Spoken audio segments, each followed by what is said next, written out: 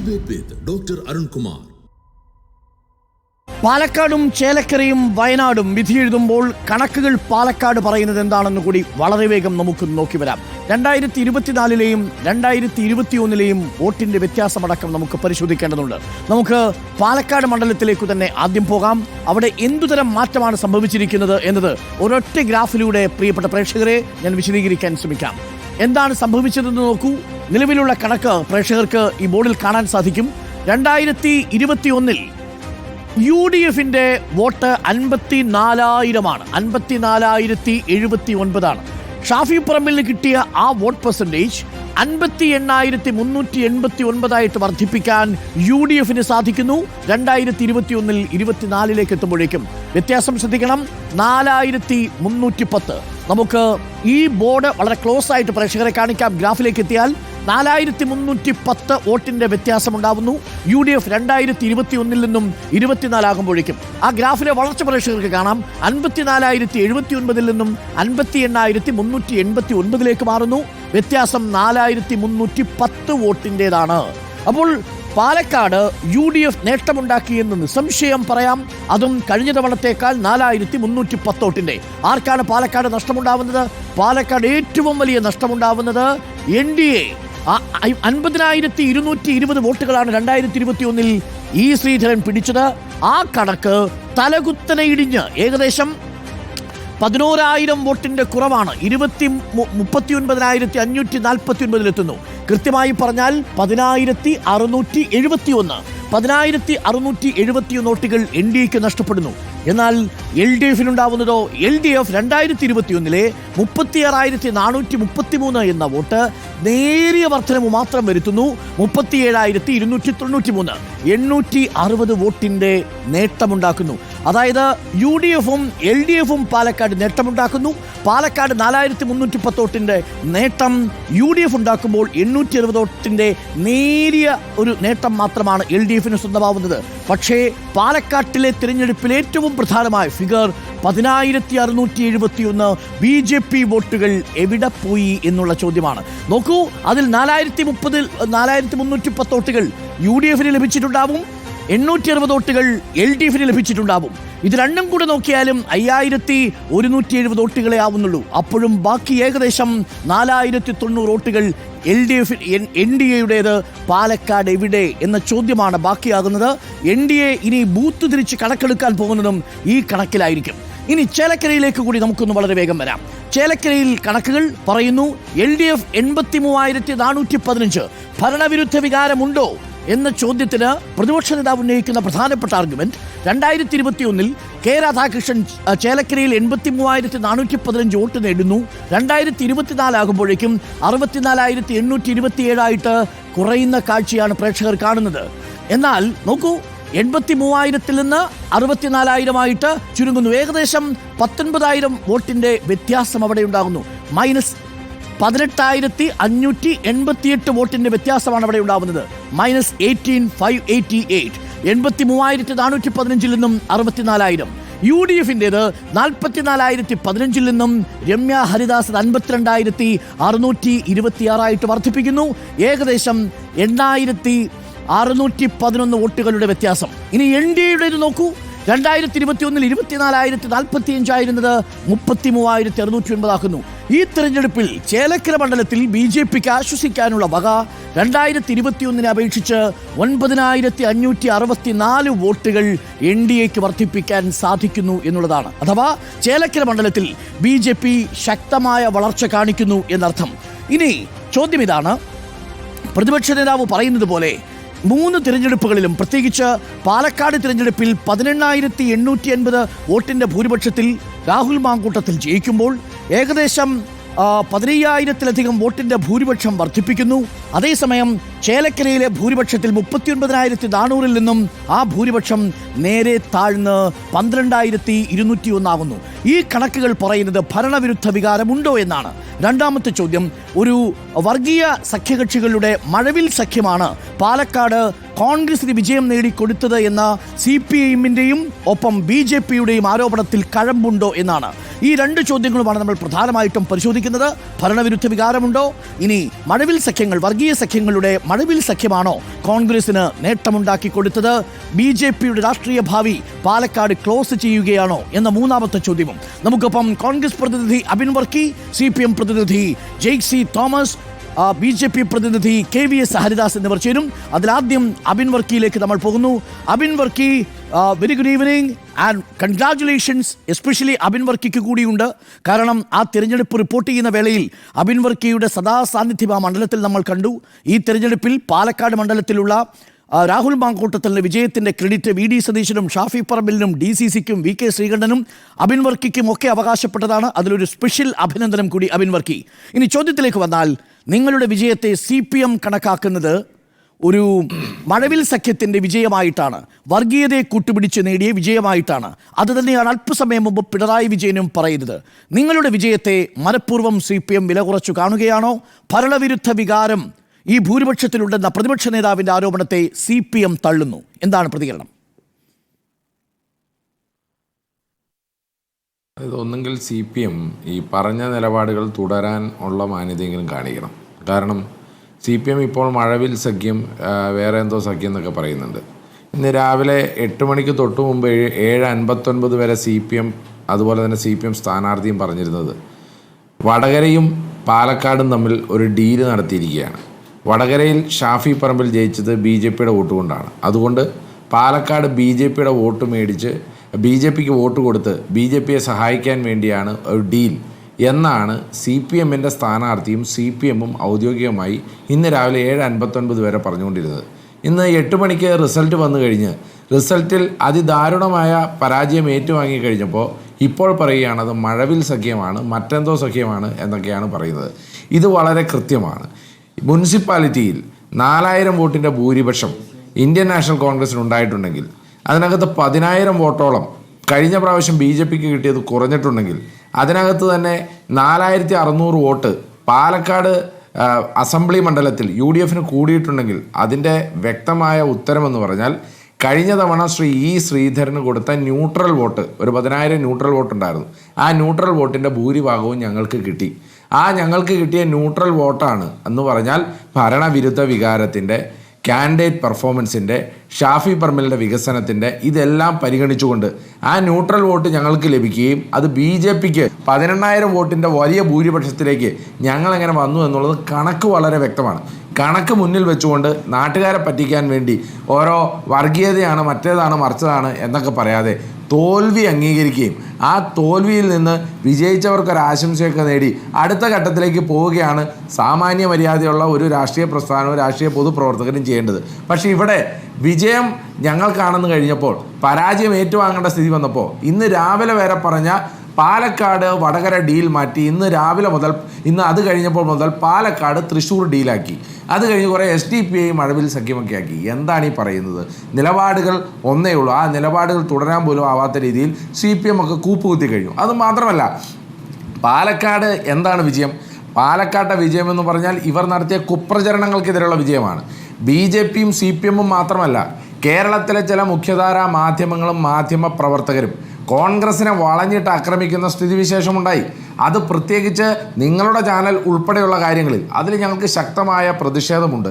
ആ പ്രതിഷേധം ഞങ്ങൾ ഇന്നും പല കാര്യങ്ങളിലും ഇന്ന് നിങ്ങളുടെ റിപ്പോർട്ടിലുണ്ടായ ഒരു പ്രതിഷേധം ഔദ്യോഗികമായി തന്നെ കോൺഗ്രസ് വക്താവ് എന്നുള്ള നിലയിൽ ഞാൻ നിങ്ങളെ അറിയിക്കുകയാണ്. കാരണം മാധ്യമങ്ങൾ പുലർത്തേണ്ട ഒരു സാമാന്യ നീതി അത് കോൺഗ്രസിനോട് നിങ്ങളുടെ ചാനലിൻ്റെ ഭാഗത്തു നിന്ന് പലപ്പോഴും ഉണ്ടായില്ല എന്നുള്ള ഒരു ഔദ്യോഗിക വക്താവിൻ്റെ ഞാൻ അഭിപ്രായവും പങ്കിടുകയാണ്. ഞങ്ങളുടെ ഒരു നിലപാടും ഞാൻ നിങ്ങളുടെ മുമ്പിൽ വയ്ക്കുകയാണ്.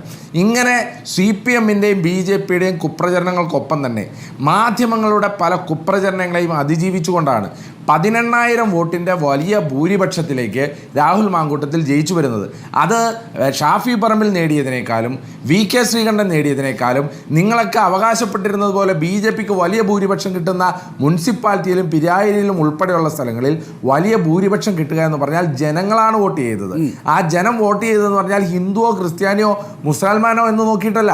കാരണം ഇവിടെ മുസ്ലിമിനെ ഇവിടെ ഇമ്പാക്റ്റ് ഉണ്ടാക്കാൻ വേണ്ടി സുപ്രഭാതത്തിലും സിറാജിലും പരസ്യം കൊടുത്ത CPM അത് ഇവിടെ നടന്നിട്ടില്ല എന്നുള്ളത് വ്യക്തമാണ്. ഇവിടെ ക്രിസ്ത്യാനിയുടെ വോട്ട് മറിക്കാൻ വേണ്ടി മുനമ്പം വിഷയവുമായി ബന്ധപ്പെട്ട് യുവമോർച്ചയുടെ ന്യൂനപക്ഷ മോർച്ചയുടെ നോട്ടീസ് മറക്കി BJP-കാരൻ കളിച്ച രാഷ്ട്രീയം അതും ഇവിടെ എഫക്റ്റ് ചെയ്തിട്ടില്ല എന്നുള്ളത് വളരെ വ്യക്തമാണ്. എന്ന് പറഞ്ഞാൽ പാലക്കാട് വോട്ട് ചെയ്തത് ഹിന്ദുവും ക്രിസ്ത്യാനിയും മുസൽമാനും ജാതിയുള്ളവനും ജാതി ഇല്ലാത്തവനും മതമുള്ളവരും മതമില്ലാത്തവനും എല്ലാം ചേർന്ന മനുഷ്യരാണ് വോട്ട് ചെയ്തത്. ആ മനുഷ്യൻ വോട്ട് ചെയ്തത് ഈ നാട്ടിലെ കേരള സർക്കാരുകളുടെ ജനവിരുദ്ധതയ്ക്കെതിരായിട്ടാണ്.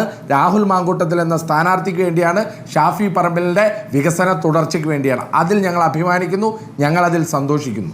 ഓക്കെ, ഞാൻ ജയിക്കിലേക്ക് വരുന്നതിന് മുമ്പ് ചാനലിനെ കുറിച്ച് അബിൻ പറഞ്ഞതുകൊണ്ട് മാത്രം ഒരു വാക്ക്. ഒരു പാർട്ടിക്കും ഞങ്ങൾ PR വർക്ക് എടുക്കുന്ന പരിപാടിയില്ല. PR വർക്കിനെ സ്വാധീനിക്കാൻ ശ്രമിച്ചാൽ റിപ്പോർട്ടർ TV വഴങ്ങുകയുമില്ല. ഒറ്റ സ്റ്റേറ്റ്മെന്റിൽ ഞാൻ ഒതുക്കുന്നു. കൂടുതൽ വേണമെങ്കിൽ നമുക്ക് സംവാദം നടത്താം. ഞാൻ ജയിക്കിലേക്ക് വരുന്നു.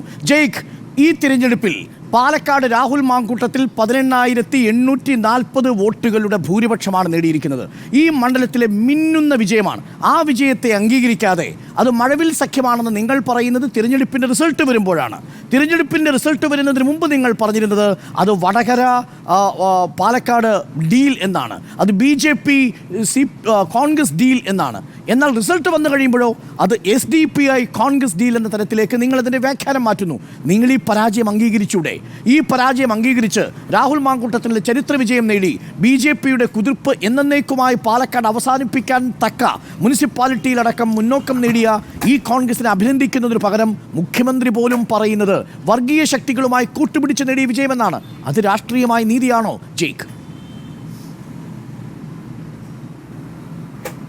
തീർച്ചയായിട്ടും ആ ചോദ്യത്തിന്റെ മറുപടിയിലേക്ക് തന്നെ ഞാൻ വരാം.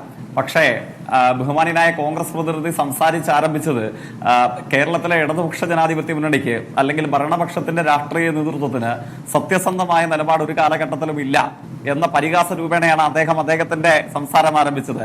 ഞാൻ അതുകൊണ്ട് ഇടതുപക്ഷ ജനാധിപത്യ മുന്നണിയുടെ ഏതെങ്കിലും നേതൃത്വത്തിന്റെ ഭാഗമായി പ്രവർത്തിക്കുന്നവർ അവരുടെ ഒരു വാചകത്തെ കോട്ട് ചെയ്തുകൊണ്ടല്ല എന്റെ വാദം ഞാൻ ആരംഭിക്കുന്നത്. എന്റെ ഭാഗം ഞാൻ ആരംഭിക്കാൻ ആഗ്രഹിക്കുന്നത് ബഹുമാനീയനായ കേരളത്തിലെ പ്രതിപക്ഷ നേതാവ്, കോൺഗ്രസിന്റെ സമുന്നത നേതാവ്, അദ്ദേഹത്തിന്റെ വാർത്താ സമ്മേളനത്തിലെ നിത്യേന പ്രയോഗിക്കാറുള്ള അദ്ദേഹത്തിന്റെ ഒരു പ്രചരണ വാചകമുണ്ടായിരുന്നു. ഈ തെരഞ്ഞെടുപ്പിന്റെ ആദ്യ മധ്യാന്തം അത് UDF-നെ എതിർത്തു എന്ന് അദ്ദേഹം പറയുന്ന മാധ്യമങ്ങളുടെ അടക്കം എനിക്ക് അല്പം ചിരി തോന്നി. UDF-നെ ഏതോ മാധ്യമം ബോധപൂർവ്വം എതിർത്തു, കോർണർ ചെയ്യാൻ ശ്രമിച്ചു എന്നൊക്കെയുള്ള UDF പ്രതിനിധിയുടെ വാചകം കേട്ടപ്പോൾ. അപ്പോൾ എന്തായാലും UDF-നെ അനുകൂലിക്കുകയോ പ്രതികൂലിക്കുകയോ ചെയ്യുന്ന എല്ലാ മാധ്യമങ്ങളുടെയും പബ്ലിക് ഡൊമൈന് മുമ്പിൽ ഇപ്പോഴും പ്രതിപക്ഷ നേതാവിന്റെ ആദ്യ മധ്യാന്തമുള്ള വാർത്താ സമ്മേളനങ്ങളുടെ ഒരു ആർക്കൈവ് ഉണ്ടാകും. എന്തായിരുന്നു അദ്ദേഹത്തിന്റെ പ്രഖ്യാപനം? അദ്ദേഹം സംശയങ്ങൾ കിടമില്ലാത്തവണ്ണം കേരളത്തിന്റെ പ്രതിപക്ഷ നേതാവ് പറഞ്ഞു, ഞങ്ങൾക്ക് ഏതാണ്ട് 1.5 പതിറ്റാണ്ടോളം തുടർ പ്രാതിനിധ്യത്തിന്റെ തുടർ വിജയത്തിന്റെ അനുഭവമുള്ള പാലക്കാട് വിജയിക്കുക എന്നുള്ളതല്ല ഞങ്ങളുടെ പ്രശ്നം. ഞങ്ങളുടെ പ്രശ്നം ഭരണവിരുദ്ധ വികാരത്തിന്റെ അർത്ഥപൂർണമായ വിളവെടുപ്പ് ഉണ്ടാകണമെങ്കിൽ, പ്രതിപക്ഷ രാഷ്ട്രീയ പ്രവർത്തനത്തിന്റെ ശരിയാവണ്ണമുള്ള ജനങ്ങളുടെ അംഗീകാരം ലഭിക്കണമെങ്കിൽ ചേലക്കര പിടിച്ചെടുക്കണം. ചേലക്കര പിടിച്ചെടുക്കുന്നതിലൂടെയാണ് ഞങ്ങളുടെ വിജയമെന്ന് അദ്ദേഹം നാഴികയ്ക്ക് 40 വട്ടം പറഞ്ഞു.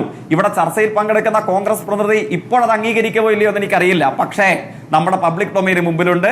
ആ ചേലക്കര UDF-ന് തൊടാൻ പറ്റാതാവാത്ത വിധം അഭിമാനകരമായ വോട്ടിന്റെ ഭൂരിപക്ഷത്തോടു കൂടെ 2024 പാർലമെന്റ് തെരഞ്ഞെടുപ്പിൽ ഉണ്ടായതിനേക്കാൾ ഇരട്ടിയോളം വോട്ടിന്റെ ഭൂരിപക്ഷത്തോടു കൂടെ 2016 ഇടതുപക്ഷ തരംഗമുണ്ടായി എന്ന് 91 സീറ്റിന്റെ അധികാരത്തിൽ LDF അധികാരത്തിൽ വന്ന സമയത്തുണ്ടായ വിജയത്തെക്കാൾ വലിയ മാർജിനോടുകൂടെ ആ ചേലക്കരയിൽ ഞങ്ങൾ വിജയിച്ചിരിക്കുന്നു. ഇനി പാലക്കാടേക്ക് വന്നാൽ ഈ 2021 കെ രാധാകൃഷ്ണൻ നേടിയ വോട്ടിന്റെ ഭൂരിപക്ഷത്തിൽ നിന്ന് 27,000 വോട്ടിന്റെ കുറവുണ്ടായല്ലോ ചേലക്കരയിൽ. അതെങ്ങനെ സംഭവിച്ചു?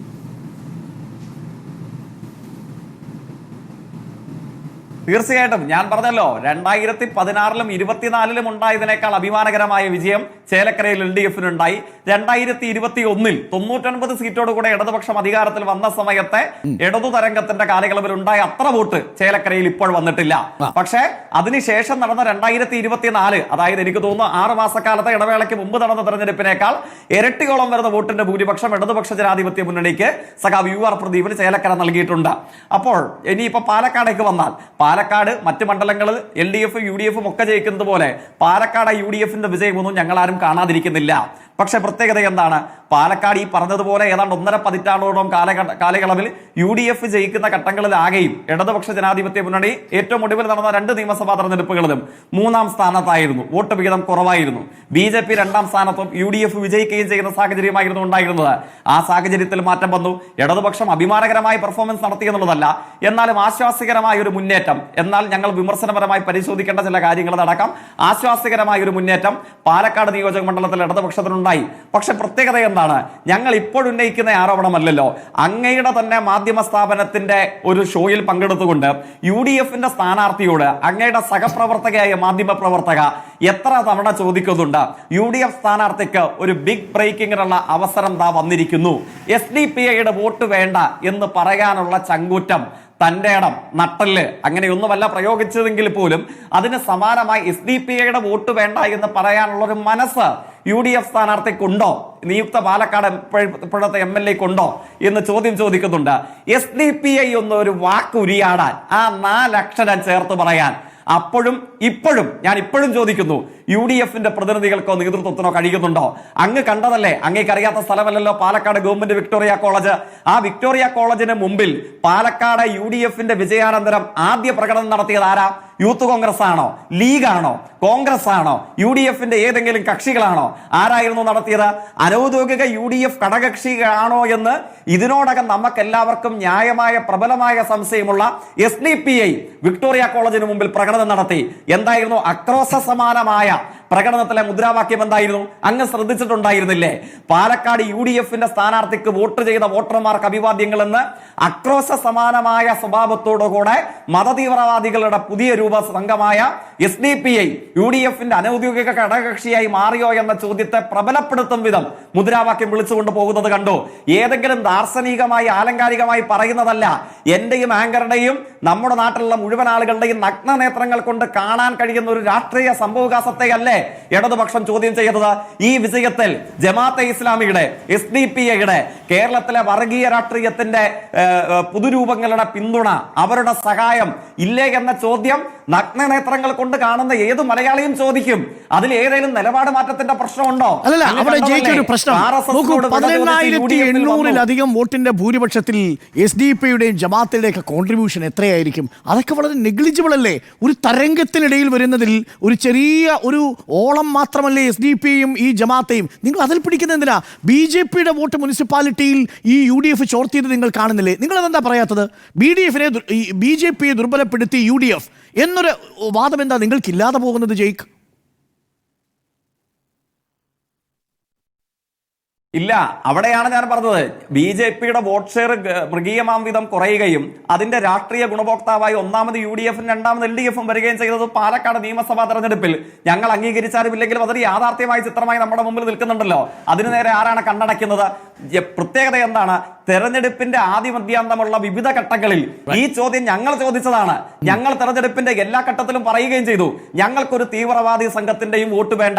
അത് SDPI ആവട്ടെ, ജമാഅത്തെ ഇസ്ലാമി ആവട്ടെ, RSS ആകട്ടെ, സംഘടനയുടെ പേര് പറയാൻ റിപ്പോർട്ടർ ചാനലിലെ മാധ്യമ പ്രവർത്തക മാത്രമല്ല, കേരളത്തിലെ ഏതു സാധാരണക്കാരനായ മനുഷ്യൻ ചോദിച്ചാലും നാക്കുളുക്കാതെ വടിവത്ത ഭാഷയിൽ SDPI എന്നും RSS എന്നും ജമാഅത്തെ ഇസ്ലാമി എന്നും ഈ വർഗീയവാദികളുടെ വോട്ട് പഞ്ചായത്തിലാണെങ്കിലും പാർലമെന്റിലാണെങ്കിലും വേണ്ട എന്നും പറയാനുള്ള കരളുറപ്പ് ഞങ്ങൾക്കുണ്ടായിരുന്നു.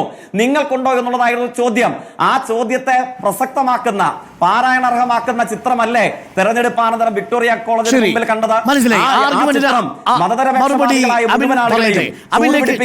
ശരി ജയിക്ക്, ആ ചോദ്യത്തിനുള്ള മറുപടി അബിൻ പറയട്ടെ. അതിനു മുമ്പ് എനിക്ക് ശ്രീ KVS ഹരിദാസിനോടുള്ള ചോദ്യം. ശ്രീ KVS ഹരിദാസ്, പാലക്കാട് BJP അമ്പേ തകർന്നു. നിങ്ങളുടെ പ്രധാനപ്പെട്ട കോട്ടകളെല്ലാം മുനിസിപ്പാലിറ്റിയിൽ UDF തകർത്ത് തരിപ്പണമാക്കി കഴിഞ്ഞു. ഇനി അവിടെ നിന്ന് ഉയർക്കാൻ കഴിയുമായിരിക്കും BJPക്ക്, പക്ഷെ നന്നായി അധ്വാനിക്കേണ്ടി വരും.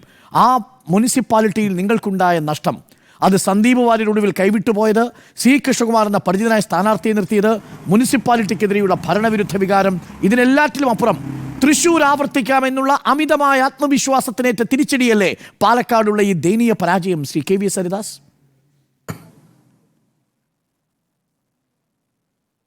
അല്ല അരുണ, ഇവിടെ അമിത വിശ്വാസത്തിൻ്റെയോ ആത്മവിശ്വാസത്തിൻ്റെയോ പ്രശ്നമല്ല. ഏതൊരു രാഷ്ട്രീയ പാർട്ടിയും സ്വീകരിക്കുന്ന ചില തീരുമാനങ്ങളുണ്ട്, നിലപാടുകളുണ്ട്. തൃശ്ശൂർ ഒരു ഉജ്ജ്വല വിജയം കരസ്ഥമാക്കി. ആറ്റിങ്കലും തിരുവനന്തപുരത്തും ഞങ്ങൾ വിജയത്തിനോട് അടുത്തു. ലോക്സഭാ തെരഞ്ഞെടുപ്പിൻ്റെ ചരിത്രമാണ് ഞാൻ വിശദീകരിച്ചത്. കേരളത്തിലെ കുറേ അനവധി മണ്ഡലങ്ങളിൽ 1-ാം സ്ഥാനത്ത് ഞങ്ങൾ എത്തിയിട്ടുണ്ട്. ഇത്തരം ഒരു പശ്ചാത്തലത്തിൽ അതിൻ്റെയൊക്കെ ഒരു ആവേശം പാലക്കാട്ടേക്ക് കൊണ്ടുപോകാൻ കഴിയണം എന്ന് ഞങ്ങൾ തീരുമാനിച്ചു, ആഗ്രഹിച്ചു. ശരിയാണ്, അതിന് തക്ക പ്രവർത്തനങ്ങൾ ഞങ്ങൾ അവിടെ ആസൂത്രണം ചെയ്യുകയും ചെയ്തു. പാലക്കാട് ഞങ്ങളെ സംബന്ധിച്ചിടത്തോളം ഒന്ന് അധ്വാനിച്ചാൽ മുന്നോട്ട് കയറാൻ കഴിയും എന്നുള്ള പ്രതീക്ഷയുണ്ട്, ഉണ്ടായിരുന്നു. പക്ഷേ അരുണെ, ഒരു കാര്യം കൂടി ഓർക്കണം. കേരളത്തിലെ ഉപതെരഞ്ഞെടുപ്പുകളിൽ 2 തവണ ഒഴിച്ചാൽ, പണ്ട് നെയ്യാറ്റിൻകരയിലും പിന്നെ ജി കാർത്തികേയൻ്റെ മണ്ഡലത്തിൽ, എനിക്ക് ആ മണ്ഡലത്തിൻ്റെ പേര് എൻ്റെ മനസ്സിൽ ഓടിയെത്തിയില്ല, കാർത്തികേയൻ്റെ മരണത്തിന് ശേഷം നടന്ന ഉപതെരഞ്ഞെടുപ്പിലും അരുവിക്കരയിലും ഞങ്ങൾക്ക് വലിയ മുന്നേറ്റം നടത്താൻ കഴിഞ്ഞിട്ടുണ്ട്. പക്ഷേ പിന്നീട് കേരളത്തിൽ നടന്നിട്ടുള്ള ഉപതെരഞ്ഞെടുപ്പുകളിലൊന്നും വിചാരിച്ച വണ്ണം പ്രവർത്തനങ്ങൾ കാഴ്ചവെച്ചിട്ടും മുന്നേറാൻ കഴിഞ്ഞില്ല. ചെങ്ങന്നൂർ ശ്രീധരൻപിള്ള മത്സരിക്കുന്ന സമയത്ത് പോലും അങ്ങനെ ഒരു ചരിത്രം ഞങ്ങൾക്കുണ്ട്, ഞങ്ങൾക്കൊരു പശ്ചാത്തലമുണ്ട്. അതൊക്കെ മനസ്സിൽ വച്ചുകൊണ്ട് തന്നെയാണ് ഞങ്ങൾ പാലക്കാട് പണിയെടുത്തത്. എല്ലാ നേതാക്കന്മാരുടെയും ശ്രദ്ധ പാലക്കാട്ടേക്ക് കൊണ്ടുവരാൻ ഞങ്ങൾ ശ്രമിച്ചിട്ടുണ്ട്. പക്ഷേ വേണ്ടത്ര മുന്നോട്ട് പോകാൻ കഴിഞ്ഞിട്ടില്ല. അതൊരു വസ്തുതയാണ്. ഇപ്പോൾ തെരഞ്ഞെടുപ്പ് ഫലം നമ്മുടെ മുമ്പിലുണ്ടല്ലോ, കണക്കുകൾ നമ്മുടെ മുമ്പിലുണ്ട്. ഞങ്ങൾക്ക് അവിടെ ചില പാളിച്ചകൾ പറ്റിയിട്ടുണ്ടാകണം, സംശയമില്ല. പക്ഷെ അത് പരിശോധിക്കാൻ, അതിലെ പോരായ്മകൾ പരിഹരിക്കാൻ, അതിനെ മറികടന്ന് മുന്നോട്ട് പോകാനുള്ള ശേഷി BJPക്ക് പാലക്കാടുണ്ട്. കേരളത്തിലുണ്ട്. അങ്ങനെ ഒരു വ്യക്തിയുടെ തീരുമാനമല്ലല്ലോ, ആരുടെങ്കിലും ഒരു തീരുമാനം. പാർട്ടിയുടെ സ്ഥാനാർത്ഥിയെ നിശ്ചയിക്കുന്നത് ആരാ? പാർട്ടിയുടെ ദേശീയ നേതൃത്വം. നരേന്ദ്രമോദിയും അമിത്ഷായും JP നദ്ദയും ഒക്കെ അടങ്ങുന്ന BJPയുടെ ദേശീയ നേതൃത്വമാണ് പാർട്ടിയുടെ സ്ഥാനാർത്ഥിയെ നിശ്ചയിക്കുന്നത്. പോളിംഗ് കഴിഞ്ഞ ഉടനെ വിശാലാക്ഷി സമേത വിശ്വനാഥനെ സാക്ഷി നിർത്തി C. കൃഷ്ണകുമാർ വിജയിക്കുമെന്നുള്ള അമിത ആത്മവിശ്വാസം പ്രകടിപ്പിച്ചത് K. സുരേന്ദ്രനാണ്. ഹരിദാസ്, അല്ല അരുണെ, ഞാനൊന്ന് പൂർത്തിയാക്കട്ടെ. നിങ്ങളുടെ മനസ്സിലുള്ള വിദ്വേഷവും വിഷമവും എനിക്ക് മനസ്സിലാവുന്നുണ്ട്. അതിപ്പോഴല്ല. നേരത്തെ CPMൻ്റെ സുഹൃത്ത് സൂചിപ്പിച്ചതുപോലെ ഈ തെരഞ്ഞെടുപ്പ് കാലത്ത് ആദ്യ അവസാനം റിപ്പോർട്ടർ ചാനൽ മാത്രമല്ല, കേരളത്തിലെ മലയാള മാധ്യമങ്ങൾ BJPയോട് എടുത്ത സമീപനം എന്താണെന്ന് ഞങ്ങളൊക്കെ നോക്കി കണ്ടിട്ടുണ്ട്. അതിനെ മറികടക്കാൻ ഞങ്ങൾക്ക് ചിലപ്പോൾ കഴിഞ്ഞിട്ടുണ്ടാവില്ല. പക്ഷേ ഒരു സാമാന്യ മര്യാദ പുലർത്താതെയുള്ള വിദ്വേഷ പ്രചരണം കൊണ്ടുപോകാൻ നിങ്ങൾക്ക് സാധിച്ചിട്ടുണ്ട്. അതിൽ നിങ്ങൾ വിജയിച്ചു. അരുണയും ടീമിനുള്ള അഭിനന്ദനങ്ങൾ അതിനകത്ത്.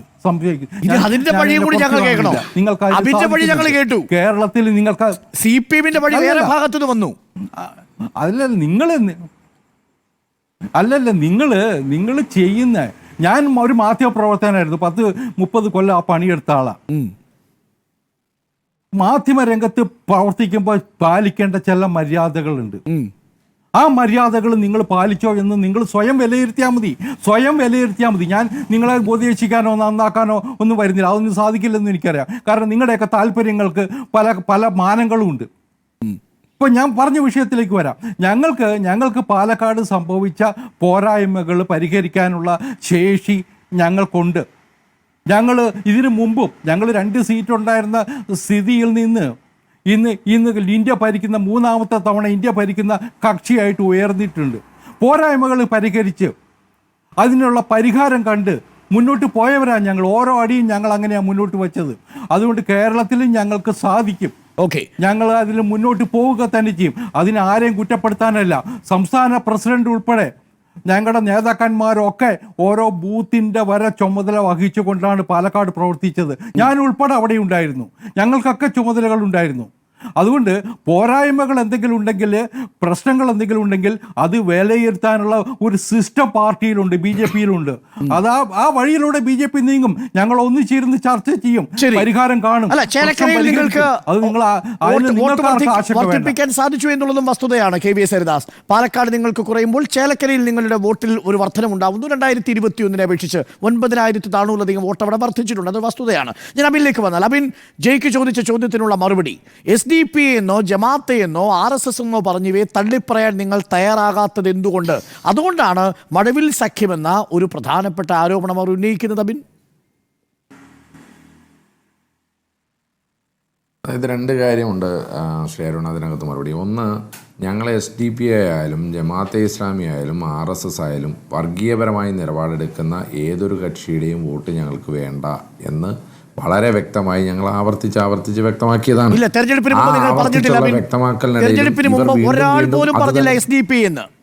തീർച്ചയായിട്ടും ഞങ്ങൾ ഒരു വർഗീയ കക്ഷിയുടെയും വോട്ട് ഞങ്ങൾക്ക് വേണ്ട എന്ന് വളരെ കൃത്യമായി പ്രതിപക്ഷ നേതാവും സ്ഥാനാർത്ഥിയും UDF-ന്റെ വക്താക്കന്മാരും എല്ലാവരും ആവർത്തിച്ച്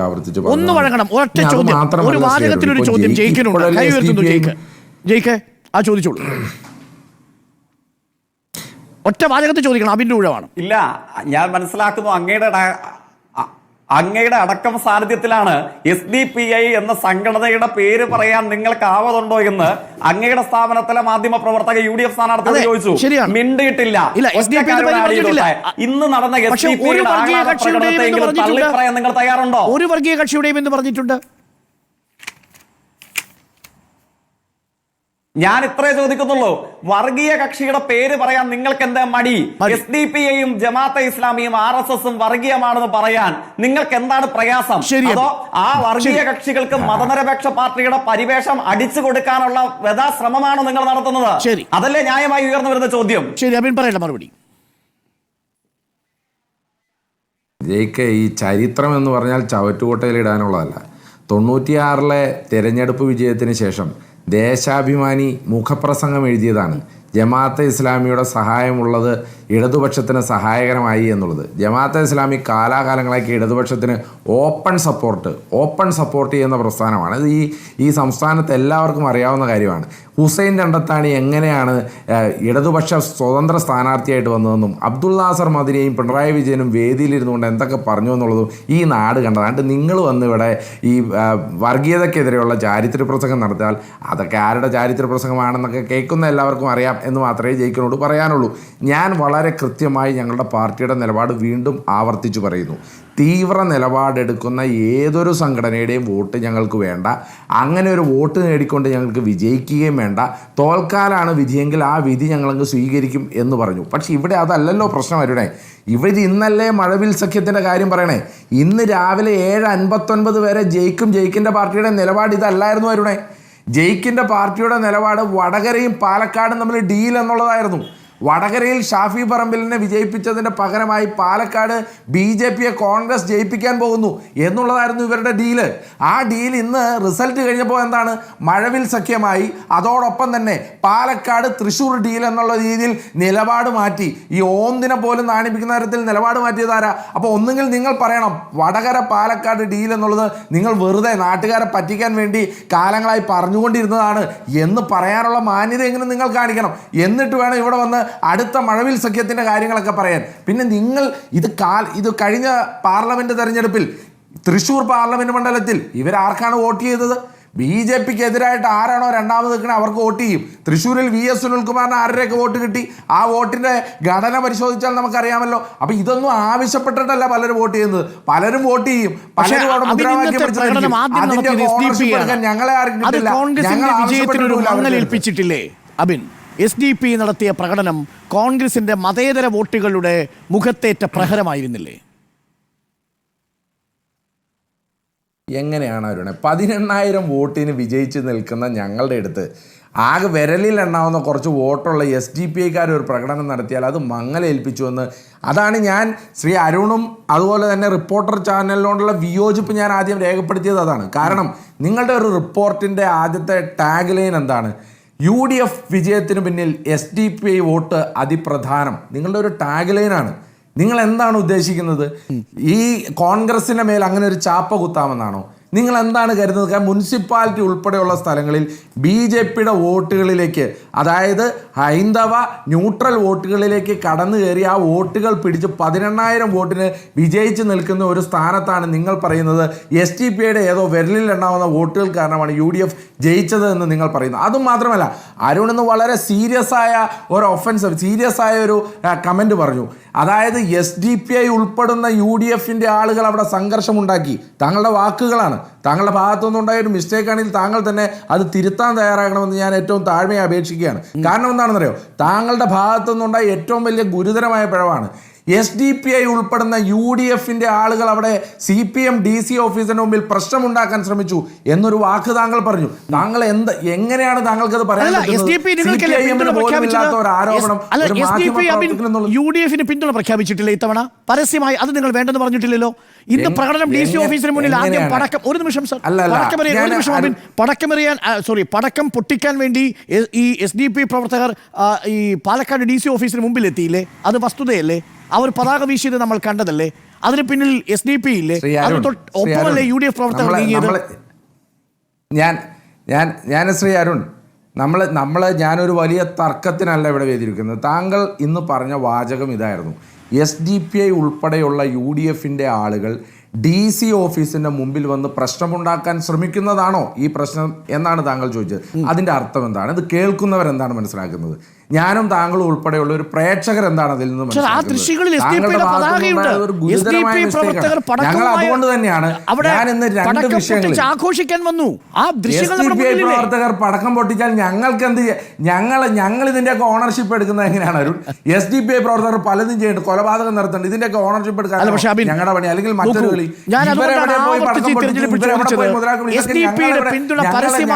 പ്രഖ്യാപിച്ചിട്ടും നിങ്ങൾ എന്തുകൊണ്ട് വേണ്ടെന്ന് വെച്ചില്ല? അതായിരുന്നു ചോദ്യം. അത് ഞാൻ പലതവണ ചോദിച്ചതാണ്, ഞങ്ങളുടെ പ്രതിനിധികൾ ചോദിച്ചതാണ്. ആ വാക്ക് നിങ്ങൾ മിണ്ടില്ല. ശ്രീ അരുൺ ഞാൻ വളരെ വ്യക്തമായി തന്നെ ആവർത്തിച്ചതിന് പറഞ്ഞു, ഒരു വർഗീയ കക്ഷിയുടെയും വേണ്ട എന്ന്. SDPയുടെയും വേണ്ട, ജമാഅത്തിന്റെയും വേണ്ട, RSSന്റെയും വേണ്ട, ഒരു വർഗീയ കക്ഷിയുടെയും വേണ്ട എന്നേ. അങ്ങനെ ഒരു പിന്തുണ കൊണ്ടാണോ ഞങ്ങൾ ജയിച്ചത്? ശ്രീ അരുൺ പറ, വിരലിൽ എണ്ണാവുന്ന ഇവരുടെ വോട്ടിന്റെ പിന്തുണ കൊണ്ടാണോ 18,000 വോട്ടിന്റെ ഭൂരിപക്ഷത്തിൽ ഞങ്ങൾ ജയിക്കുന്നത്? വിരലിൽ എണ്ണാവുന്ന ഇവരുടെ വോട്ട് കൊണ്ടാണോ ഈ പാലക്കാട് മുനിസിപ്പാലിറ്റിയിൽ BJP എന്നെന്നും ലീഡ് പിടിക്കുന്ന പാലക്കാട് മുനിസിപ്പാലിറ്റിയിൽ 4,000-ലധികം വോട്ടിന്റെ ഭൂരിപക്ഷം ഞങ്ങൾ നേടിയെന്ന്? വിരലിൽ എണ്ണാവുന്ന ഇവരുടെ വോട്ടും കൊണ്ടാണോ ഞങ്ങൾ പിരായിരിയിലും മറ്റ് മാത്തൂരും ഞങ്ങൾ ലീഡ് ചെയ്തത്? നിങ്ങൾ എന്താണ് പറഞ്ഞു വെക്കാൻ ശ്രമിക്കുന്നത്? ഇത്രയും വലിയ BJPയെ തകർത്തുകൊണ്ട് ഇത്രയും വലിയ ഭൂരിപക്ഷത്തിൽ വിജയിച്ചു വരുന്ന ഒരു പാർട്ടിയെയും ഒരു സ്ഥാനാർത്ഥിയെയും ഏതാനും ഒരു SDPയുടെ ഏതോ ഒരു വോട്ടുകൾ ആരോ ചെയ്തു എന്നും പറഞ്ഞ് അവരൊരു മുദ്രാവാക്യം വിളിച്ചു എന്നും പറഞ്ഞ് അതിൻ്റെ മേൽ ചാപ്പ കുത്തിക്കൊണ്ട് ഈ വിജയത്തിൻ്റെ ശോഭ കെടുത്താനാണോ, അല്ലെങ്കിൽ ഈ വിജയം അംഗീകരിക്കാതിരിക്കാനാണോ നിങ്ങൾ നോക്കുന്നത്? അങ്ങനെയാണെങ്കിൽ പാലക്കാട്ടെ ജനത വീണ്ടും വീണ്ടും ആവർത്തിച്ച് നിങ്ങളോട് പറയേണ്ടി വരും, നിങ്ങളുടെ ഭാഗത്ത് തെറ്റാണ്. കാരണം നിങ്ങൾ ഇതേവരെ പറഞ്ഞ എല്ലാ വാദങ്ങളും തെറ്റിപ്പോയതിൻ്റെ പ്രതിഫലനമാണല്ലോ ഈ പാലക്കാട് ഉപതെരഞ്ഞെടുപ്പിൻ്റെ റിസൾട്ട് ഈ തരത്തിൽ വന്നത്. BJPയൊക്കെ ഉന്നയിച്ച ആരോപണങ്ങൾ, എത്രയോ ആരോപണങ്ങൾ ഉന്നയിച്ചു. മുനമ്പമായി ബന്ധപ്പെട്ട് ഇവിടെ വർഗീയ ധ്രുവീകരണം ഉണ്ടാക്കാൻ ശ്രമിച്ചില്ലേ? ക്രിസ്ത്യൻ മേഖലകളിൽ ന്യൂനപക്ഷ മോർച്ചയുടെ നോട്ടീസ് ചെയ്യുന്നില്ലേ? ആ നോട്ടീസിന് പുല്ലുവില കൽപ്പിച്ചുകൊണ്ടാണ് ക്രിസ്ത്യൻ മേഖലകളിൽ മുഴുവൻ ഞങ്ങൾ ലീഡ് ഉണ്ടാക്കിയത്. സുപ്രഭാതത്തിലും സിറാജിലും മാത്രമായിട്ട് ഒരു പരസ്യം എങ്ങനെ വന്നു വരുണേ? ആ സുപ്രഭാതത്തിലും സിറാജിലും വന്ന പരസ്യത്തിന്റെ കണ്ടന്റ് എന്നായിരുന്നു? ആ കണ്ടന്റ് എന്ന് പറഞ്ഞാൽ മുസ്ലിം ന്യൂനപക്ഷങ്ങളുടെ ഇടയിൽ വലിയ ആശങ്ക പരത്തുക എന്നുള്ളതായിരുന്നു. ആ ആശങ്ക പരത്താൻ ഉപയോഗിച്ച അതേ പത്രം വായിക്കുന്ന എല്ലാ മുസ്ലിം സഹോദരന്മാരും കോൺഗ്രസിന് തന്നെ വോട്ട് ചെയ്തില്ലേ? നിങ്ങളുടെ നീക്കത്തിൽ വർഗീയതയില്ല.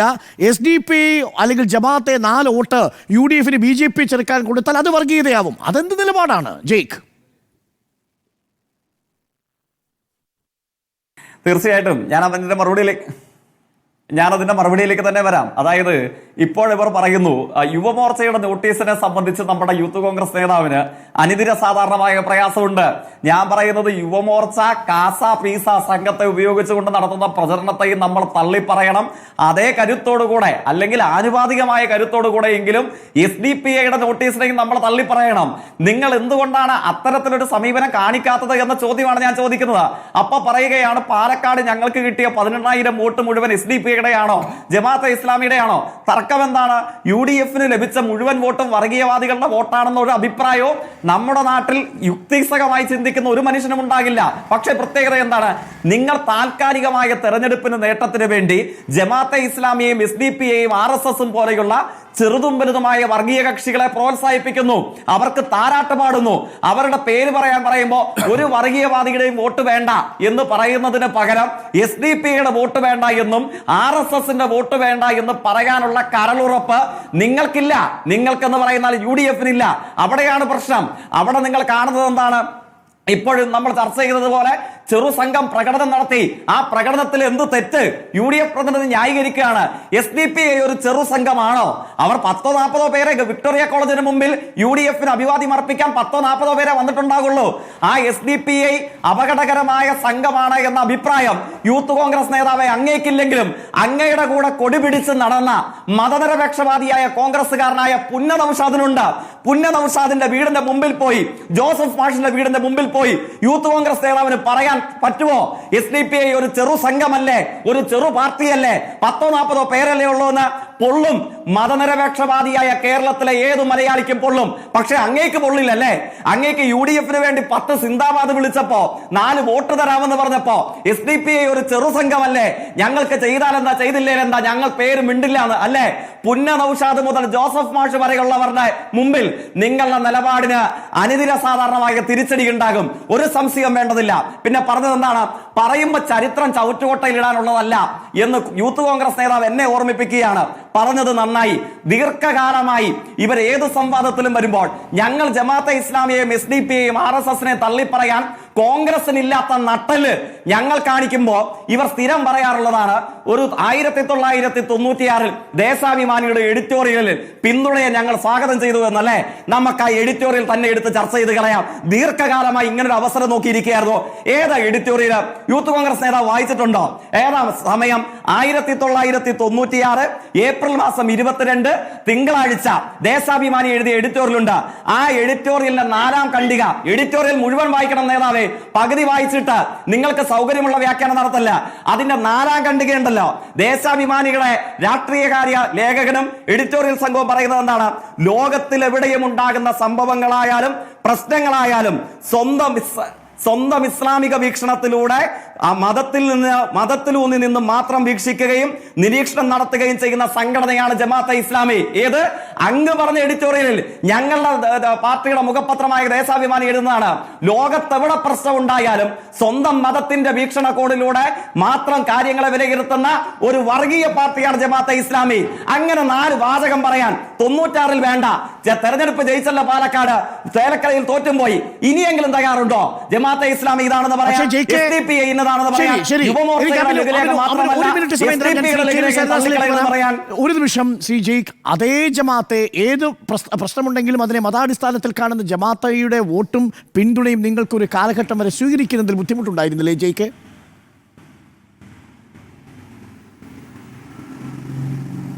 അല്ല, ഇവർ പിന്തുണ സ്വീകരിച്ചു എന്ന് ഇവർ പറയപ്പെടുന്ന കാലയളവായിരുന്നല്ലോ 1996 ദേശാഭിമാനിയുടെ എഡിറ്റോറിയൽ.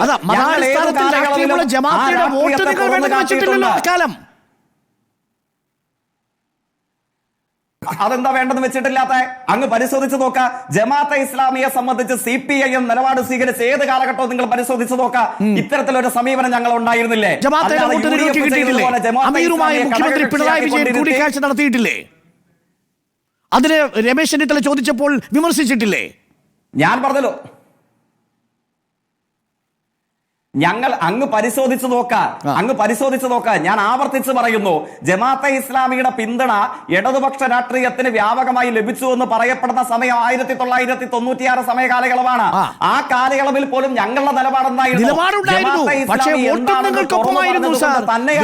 വോട്ടും നിങ്ങൾക്കൊപ്പമായിരുന്നു എന്നതാണ്. അബിൻ, എനിക്ക് 30 സെക്കൻഡ്സ് സമയം. 30 സെക്കൻഡ്സ് അബിൻ. ഇല്ലില്ല, അവിടെ അങ്ങനെ ഇപ്പോഴത്തെ UDF സ്വീകരിക്കുന്ന സമീപനം ഇടതുപക്ഷം സ്വീകരിച്ചിട്ടില്ല. ചെറുസംഘം എന്നല്ല ഞാൻ പറഞ്ഞത്. അത് ആദ്യം മനസ്സിലാക്കണം. ഞാൻ SDP SDPI ഇവിടെ കൊലപാതകം ചെയ്യുന്ന സംഘമാണ്. ആ കൊലപാതകങ്ങളുടെ ഓണർഷിപ്പ് ഞാൻ ഏറ്റെടുക്കണമോ എന്നാണ് ഞാനിവിടെ ചോദിച്ചത്. അത് ശ്രീ ജയ്ക്ക് കേൾക്കാത്തത് കൊണ്ടല്ല, ജയ്ക്ക് കേട്ടതുകൊണ്ട് മനഃപൂർവ്വം മറച്ചു വെക്കുന്നതാണ്. ആ SDPIയോട് തന്നെയാണ് ഞങ്ങൾ പറയുന്നത്, ഏത് വർഗീയവാദിയുടെയും വോട്ട് ഞങ്ങൾക്ക് വേണ്ട എന്ന് വളരെ അസന്നിഗ്ധമായ നിലപാടാണ്. 2, ജമാഅത്തെ ഇസ്ലാമിയുടെ വോട്ട് നിങ്ങൾ മേടിച്ചു കഴിഞ്ഞിട്ട് നിങ്ങൾ 4 വർത്തമാനം പറഞ്ഞിട്ട് വല്ല കാര്യമുണ്ടോ? 2011 മേടിച്ചില്ലേ? ഇത് ഒരു സിനിമയിൽ ശ്രീനിവാസൻ പറയും പോലെയാണ്, ഈശ്വര ദൈവമേ അച്ഛന് നല്ലത് മാത്രം വരുത്തണേ, എന്നാലും ആ ദുഷ്ടൻ അങ്ങനെ ചെയ്തല്ലോ എൻ്റെ പൊന്നു മോനെ എന്ന് പറയുന്നത് പോലെയാണ്. വോട്ട് മുഴുവൻ മേടിക്കും, വോട്ട് മേടിച്ചു കഴിഞ്ഞിട്ട് 2 ഡയലോഗ് ഇറക്കും. ആ വോട്ട് മേടിച്ചുകൊണ്ടുള്ള എഡിറ്റോറിയലിൻ്റെ ഒരു വാക്ക്, ആ വാക്ക് ഏതായാലും ജയിക്ക് തള്ളിപ്പറഞ്ഞല്ലോ. എന്താ തള്ളിപ്പറയാത്തതെന്നറിയാമോ? ജമാഅത്തെ ഇസ്ലാമിയുടെ പിന്തുണ LDFന് കിട്ടിയത് LDF ഭരണത്തിൽ വരുന്നത് ഉപകാരപ്രദമായിരുന്നു എന്നാണ് ആ വാക്ക്. ആ വാക്കിനെ തുടർന്ന് എന്തെങ്കിലും ഒന്ന് എഴുതി വെച്ചിട്ട് വല്ലോ കാര്യമുണ്ടോ ജയിക്ക്? അത് മാത്രമല്ല, 2011 നിങ്ങൾ ജമാഅത്തെ ഇസ്ലാമിയുടെ സംരക്ഷണം മേടിച്ചവരാണ്, നിങ്ങൾ ജമാഅത്തെ ഇസ്ലാമിയുടെ വോട്ട് മേടിച്ചവരാണ്. അന്നൊന്നും തള്ളി പറയാത്ത അമീറിനെ നേരിട്ട് കണ്ടപ്പോൾ രമേശ് ചെന്നിത്തല വിമർശിച്ചപ്പോൾ രമേശ് ചെന്നിത്തല വിമർശിച്ചത് പിണറായി വിജയനാണ് ഇന്ന് മുഖ്യമന്ത്രി. അപ്പോൾ അന്നൊന്നും ഇല്ലാത്ത നിങ്ങളുടെ മതേതരത്വ ബോധം ഇന്നിവിടെ വിളമ്പാൻ വന്നാൽ അതൊക്കെ കാലത്തിന്റെ ചവറ്റുകൊട്ടയിൽ പോയിട്ടില്ല.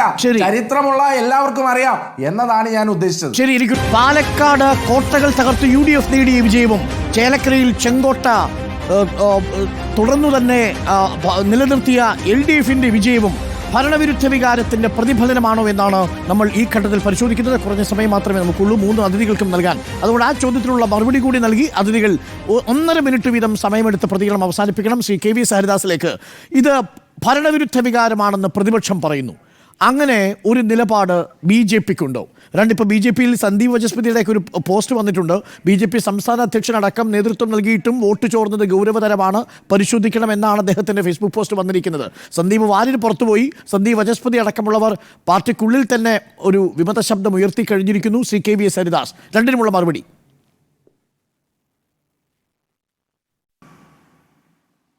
അല്ല, ആദ്യം അതിന് മുമ്പ് എനിക്കൊരു മിനിറ്റ് സമയം തരണം. ഈ ഇസ്ലാമിക ജിഹാദി പ്രസ്ഥാനങ്ങളെക്കുറിച്ച് രണ്ട് മുന്നണികൾ UDFൻ്റെയും LDFൻ്റെയും നേതാക്കന്മാർ നടത്തിയ ചില നിരീക്ഷണങ്ങളുണ്ടല്ലോ. എനിക്കതിനോട് പ്രതികരിക്കാതെ ഈ ചർച്ചയിൽ നിന്ന് ഇറങ്ങിപ്പോകാൻ കഴിയുമോ? ഇവർ അബ്ദുൽ നാസർ മദനിയെ ഗാന്ധിയോട് ഉപമിച്ചവരാണ് മാർക്സിസ്റ്റുകാർ. ഞാൻ 2-3 വാചകത്തിൽ അവസാനിപ്പിക്കാം. 2018 കർണാടകത്തിലെ തെരഞ്ഞെടുപ്പ് സമയത്ത് ഈ നമ്മുടെ മംഗലാപുരം റീജിയണിൽ അവിടുത്തെ 18-19 മണ്ഡലങ്ങളിൽ SDPIക്കാർ നോമിനേഷൻ കൊടുത്തു.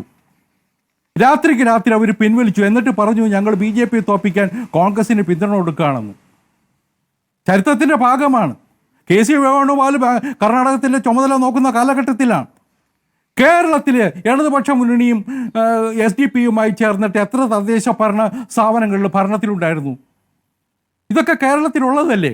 ഏറ്റവും ചുരുങ്ങിയത് മാർക്സിസ്റ്റുകാർ P. ജയരാജൻ്റെ പുസ്തകമെങ്കിലും വായിച്ചു നോക്കട്ടെ.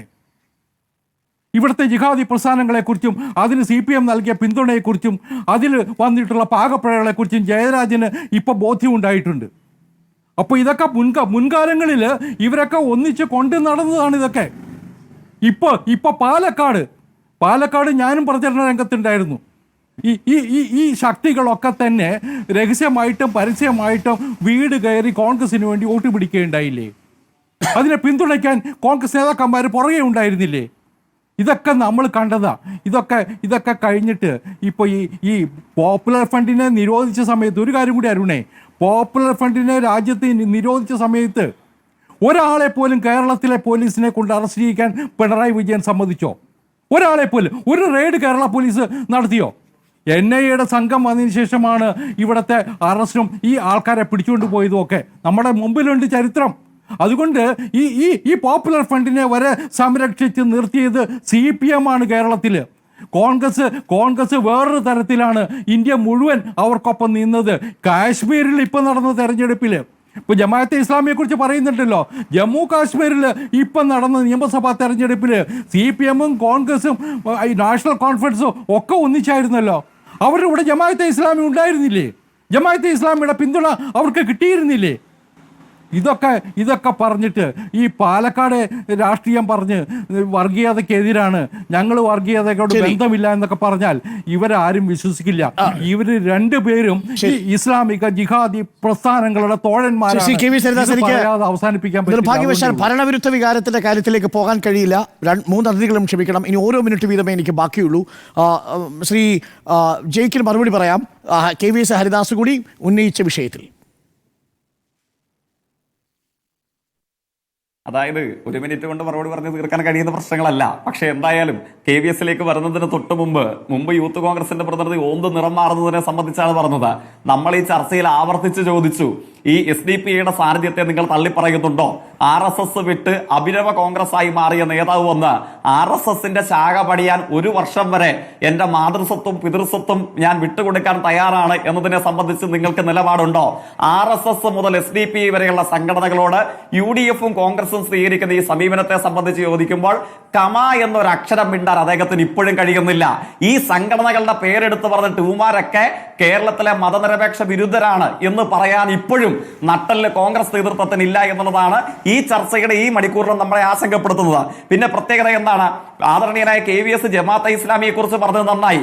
ആദരണീയനായ KVSന് അറിയാൻ വയ്യാഞ്ഞിട്ടാണോ?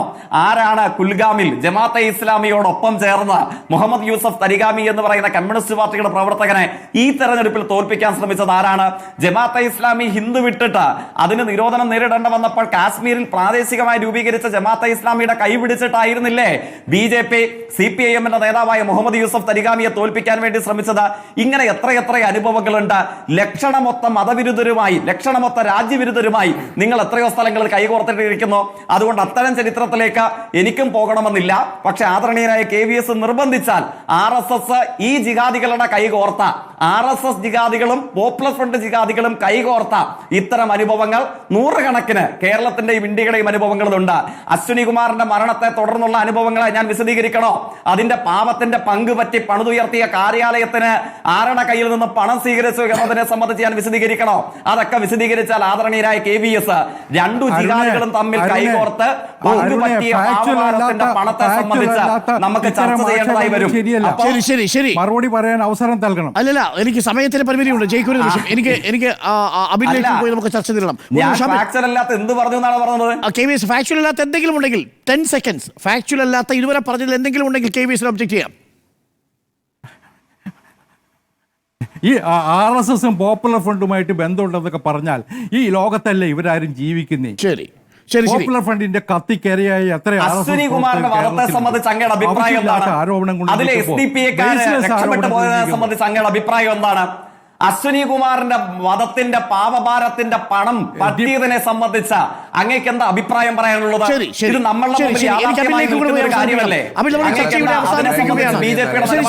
ജയിക്കൊരു നിമിഷം അബിൻ, ഈ ചർച്ച നമ്മളിവിടെ അവസാനിപ്പിക്കുകയാണ്. ചർച്ച അവസാനിപ്പിക്കുമ്പോൾ തീർച്ചയായും കോൺഗ്രസിന്റെ ഈ വിജയത്തിൽ റിപ്പോർട്ടർ TV അടക്കം എല്ലാവരും നിങ്ങളെ അഭിനന്ദിക്കുന്നുണ്ട്. പാലക്കാട് ചേലക്കരയിൽ നിങ്ങൾ മികച്ച പ്രകടനം കാഴ്ചവെച്ചു എന്ന കാര്യത്തിലും സംശയമില്ല.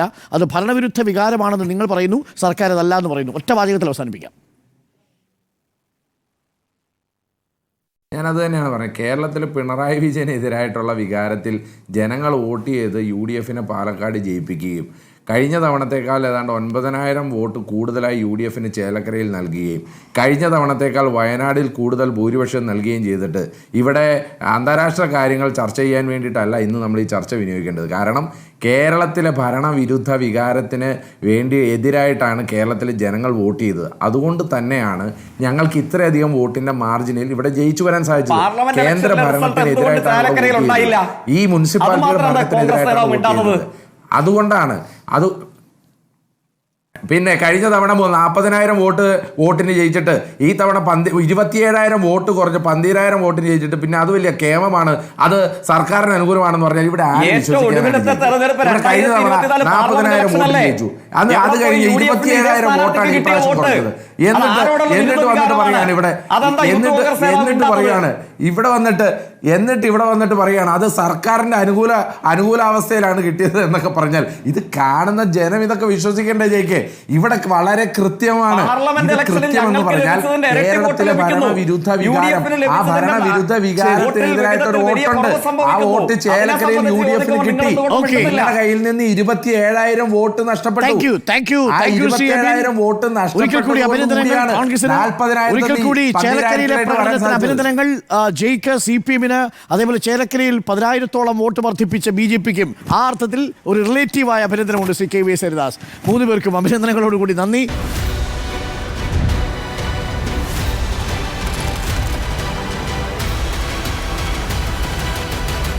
Debate with Dr. Arun Kumar.